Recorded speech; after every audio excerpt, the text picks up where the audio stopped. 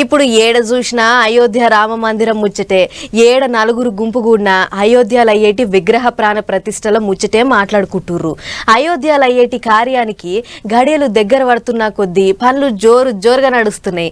అట్లగా పనులు ఎంతవరకు వచ్చినాయి ఏంది అనేది అంతా ఒక్కసారి చూద్దాం పారి.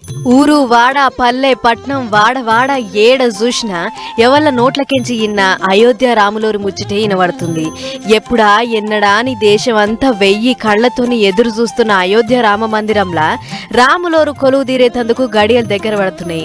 అట్లా అయోధ్యలున్న రాములోరి ఆలయానికి ఒక్కొక్కరిని చేరుస్తున్నారు.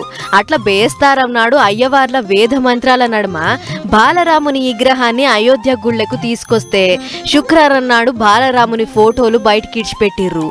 అట్లా ముందుగల తెల్లగున్న బట్టలు పసుపు బట్టలలో ఉన్న బాలరాముని కళ్లకు గంతలు కట్టినట్టు ఫోటోలకు కనబడ్డాయి. 51 అంగుళాల పొడుగున్న 5 ఏళ్ల బాలరాముని లెక్కన అయోధ్య రాముడు దర్శనమిచ్చిండు.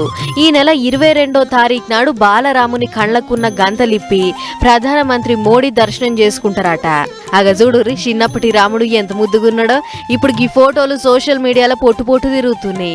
గీ ఫోటోలను నెట్లో చూసినోళ్ళు రాములోరి దర్శన భాగ్యం కలిగినందుకు మా జన్మ ధన్యమైంది అని అనుకుంటా కామెంట్లు రాసుకొస్తున్నారు. ఇప్పుడు ఫోటోలు చూస్తేనే గింత సంబరంగా ఉన్నదంటే అయోధ్యకు పోయి ఎదురుగా చూస్తే అంతకంటే భాగ్యం ఇంకోటి ఉంటదా అని అనుకుంటా ఇగింత మంది నెట్టన్నలు కామెంట్లు రాస్తున్నారు. వాజిబే కదా, ఫోటోలలో చూస్తేనే ఒళ్ళు గగురు పడుస్తుంది. అసొంటిది ఎదురుంగ పోయి చూస్తే అంతకంటే భాగ్యం ఇంకోటి ఉంటదా చెప్పుర్రి.